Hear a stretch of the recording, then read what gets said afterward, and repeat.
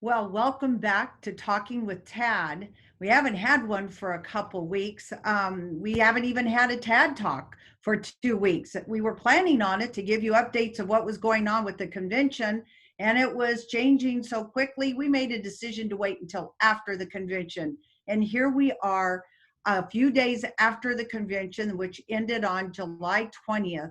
And before we get into our special guest, I first want to just say, thank you for reelecting me as your national committee woman. From the bottom of my heart, it means so much, your support, your vote. And I just know that we are coming together. We're going to keep Texas red. We are going to keep the White House. And this is going to be done together. And that leads me right into our next segment. And that is with our special guest, who is our new state chairman of the Republican Party of Texas. So we want to welcome Chairman Colonel Allen, Lieutenant Colonel Allen West. Welcome to you, Chairman. Thank you so much, Tony Ann, and it's a pleasure and honor to be with you.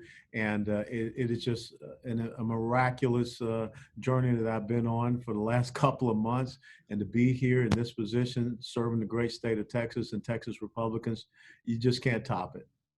Well, and we just are so pleased that you're in here and the job you're doing in just the few days that you've been there. What, the convention ended Monday morning, early Monday morning on July 20th, and you went right to work and you went into the office.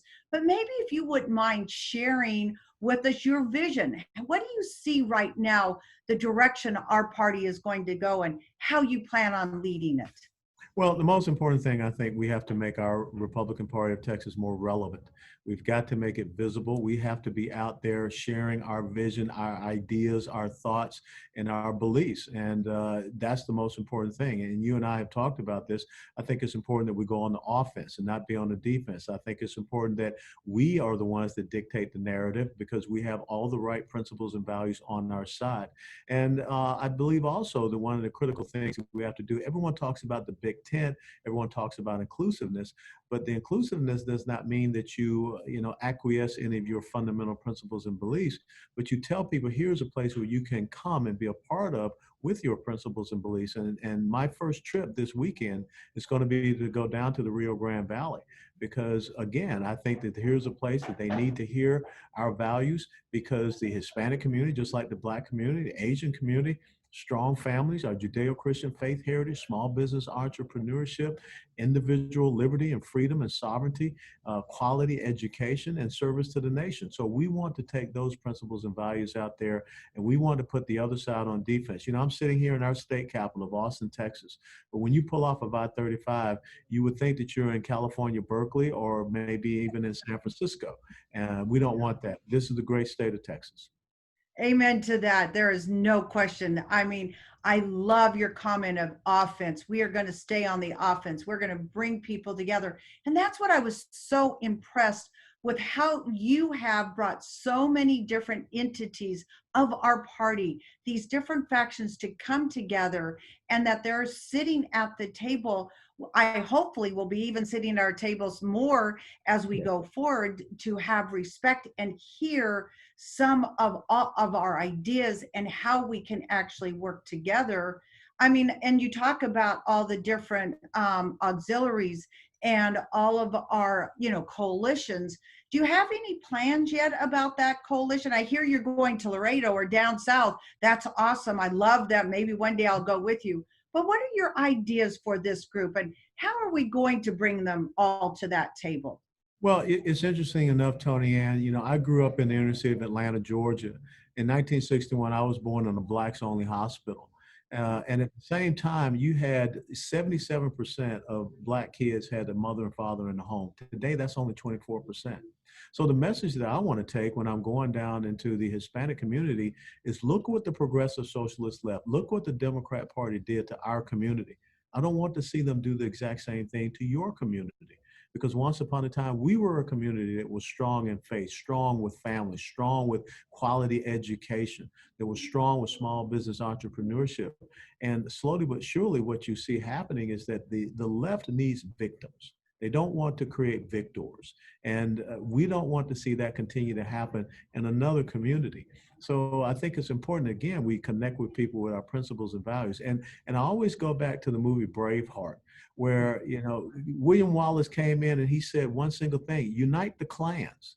I don't want us to start thinking about our own little petty rice bowls. I want us to understand that there's something bigger going on here, and that's Texas. If the United States of America is to continue on as a constitutional republic, it is going to be about what happens with Texas and what we do here in Texas. And I want to bring everyone together to talk about liberty, freedom, growth, opportunity, and prosperity for themselves and for their future generations.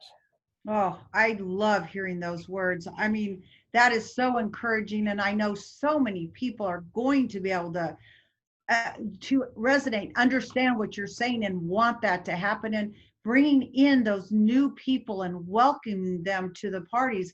You know, I know there's a number of different groups out there. They're block walking and they're making phone calls. Do you see them all coming together? Because we have this group over here and that one over there. Is it going to come together? Are we going to see that happen? I believe it will. And the most important thing is I have to be that example. You know, back in the day, Alexander the Great, he would fought in the front of his cavalry.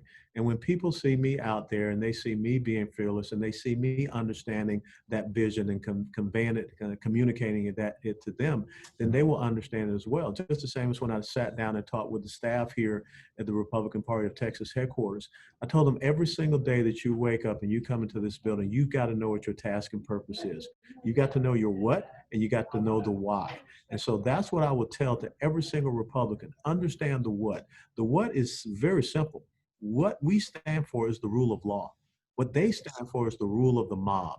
And why do we stand for the rule of law? Because we believe in individual rights, freedoms, liberty, and sovereignty. They believe in collective subjugation. And we're going to make that a very simple choice. And I think everyone can unite on that.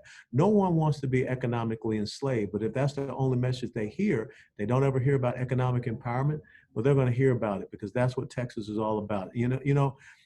I grew up on the other side of the Mississippi River. But no matter where I went, no matter where you go, all over the world, when you hear someone say that they're from Texas, I don't care if you're in Iraq, you're in Afghanistan, or wherever, people perk up, people pay attention because there's an aura about Texas, and we want to restore that. I love that leadership style, and to be able to be, you know, for all of us to follow you and follow together and go forward and making sure we get this done. Because you're right, as Texas goes, the rest of the nation goes, and we have to be leading that front. Absolutely. And I do see all of that coming together. So, I mean, the things that you have shared with us, and you know, I didn't say thank you for not for being able to run for chair, but thank you for your service that you've done there in our for our country and fought for us and put your life on the line. My gosh.